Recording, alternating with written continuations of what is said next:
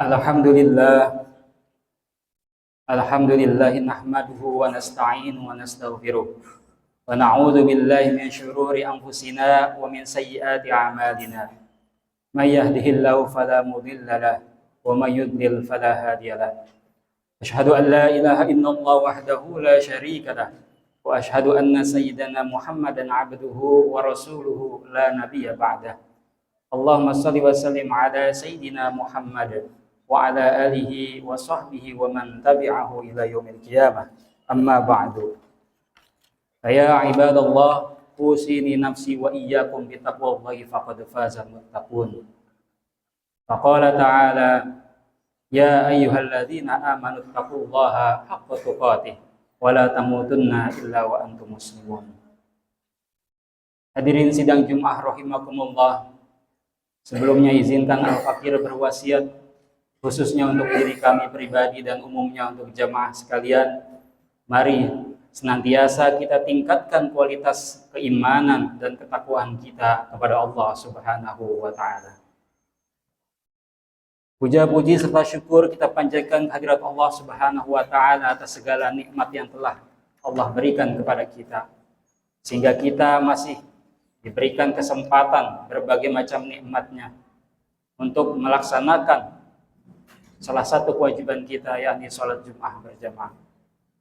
Salawat serta salam terindah kita haturkan kepada baginda alam Nabi besar kita Nabi Muhammad sallallahu alaihi wasallam, kepada keluarga beliau, sahabat beliau, dan seluruh umatnya hingga akhir zaman kelak.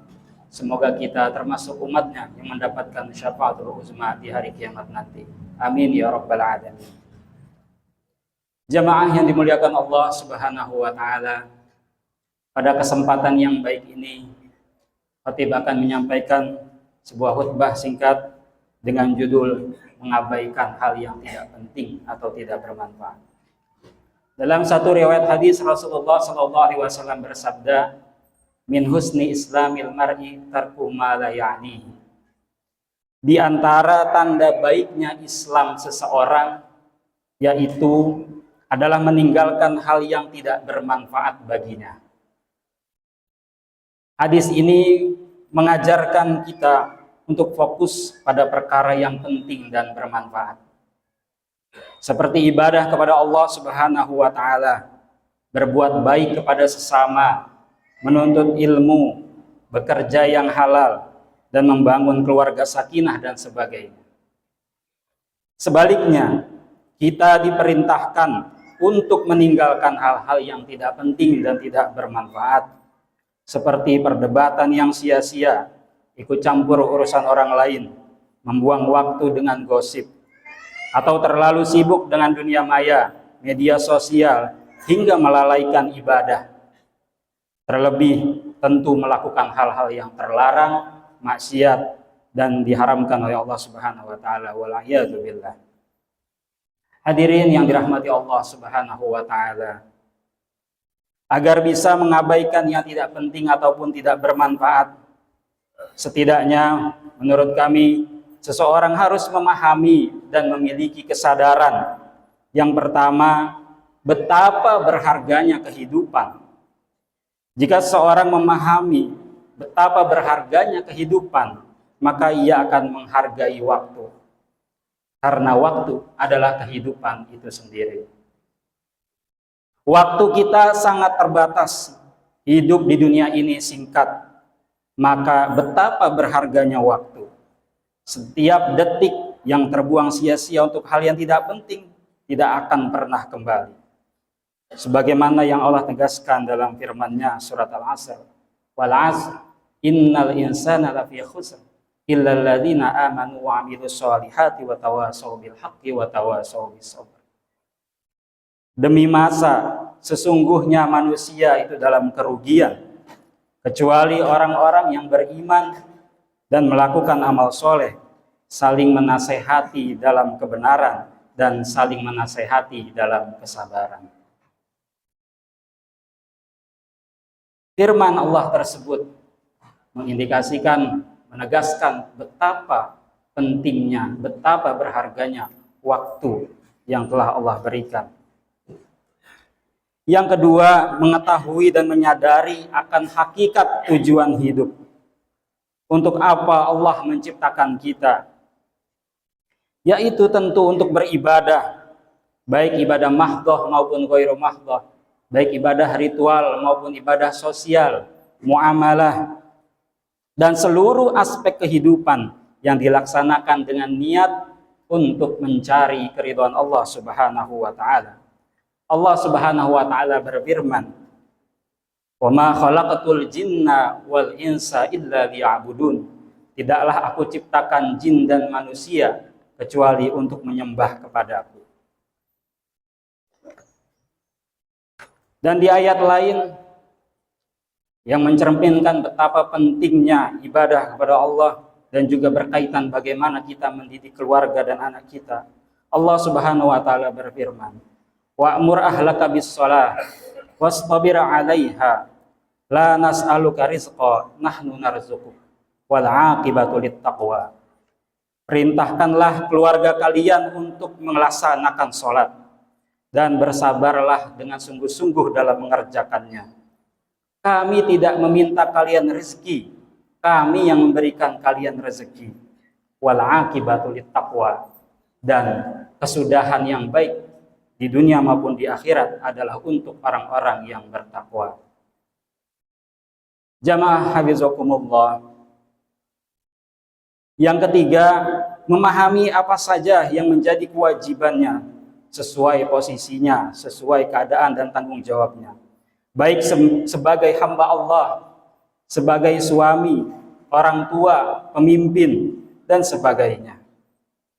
Allah Subhanahu wa taala berfirman, "Qul kullu ya'malu 'ala syakilatihi wa qul i'malu fasayarallahu 'amalakum wa rasuluhu wal mu'minun." Kemudian yang keempat, yakni adalah bagaimana kita memiliki kesadaran untuk senantiasa muhasabah, mengevaluasi diri dan introspeksi diri. Sebagaimana firman Allah Subhanahu wa taala, "Ya ayyuhalladzina amanu taqullaha wal tanzur nafsum ma qaddamat lighad." Wahai orang-orang yang beriman, bertakwalah kepada Allah, dan hendaknya setiap orang memperhatikan apa yang telah dilakukan dirinya untuk hari esoknya di akhirat. Jika sudah memiliki kesadaran-kesadaran tersebut, maka kita akan memiliki tujuan hidup dan target yang jelas, baik jangka pendek, menengah maupun jangka panjang. Pengelolaan waktu yang baik dan prioritas, sehingga tidak akan melakukan hal-hal yang tidak penting, tidak bermanfaat dan sia-sia, dan hidup menjadi bermanfaat dan produktif. Hadirin rahimakumullah, di antara yang menjadi tantangan zaman sekarang adalah dampak negatif dari kemajuan teknologi. Misalnya kalau dulu tantangannya kita adalah mencari informasi karena sulit, maka sekarang sudah banjir informasi.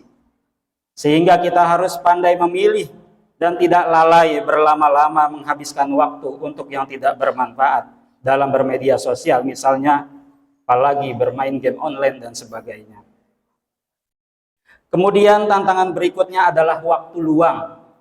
Sebagaimana sabda Nabi SAW, "Ni'matani maghbunun fihima katsirun minan nas, as-sihhatu wal faragh." Dua nikmat yang kebanyakan manusia melalaikannya, yaitu nikmat sehat dan nikmat waktu luang. Jika kita pandai mensiasati mengisi waktu luang dengan kesibukan yang baik dan bermanfaat, maka waktu luang bisa kita isi dengan kegiatan-kegiatan positif, bermanfaat, apalagi beribadah kepada Allah Subhanahu wa taala. Jika tidak disiasati dengan baik, waktu luang justru akan memancing, mengundang untuk melakukan hal-hal yang sia-sia, bahkan hal-hal yang terlarang dan berdosa. Jamaah yang dimuliakan oleh Allah Subhanahu wa taala, semoga senantiasa Allah mengampuni segala dosa kita dan memberikan kita kekuatan, taufik, hidayah dan inayahnya untuk menjadi pribadi yang senantiasa beruntung, yakni memiliki kehidupan yang bermanfaat dengan berbagai amal soleh. Amin amin ya rabbal alamin. Terakhir, khatib mengajak mari senantiasa kita mendoakan khususnya negeri kita agar senantiasa aman, kondusif dan damai, dan juga saudara-saudara kita juga yang ada di Palestina, semoga Allah memberikan kekuatan, memberikan perlindungan dan kemenangan kepada saudara-saudara kita. Amin amin ya rabbal alamin. Barakallahu li wa lakum fil Qur'anil azim wa nafa'ani wa iyyakum bima fihi minal ayati wa dzikril hakim fastaghfiru innahu huwal ghafurur rahim. Waktu bangkit jiwaku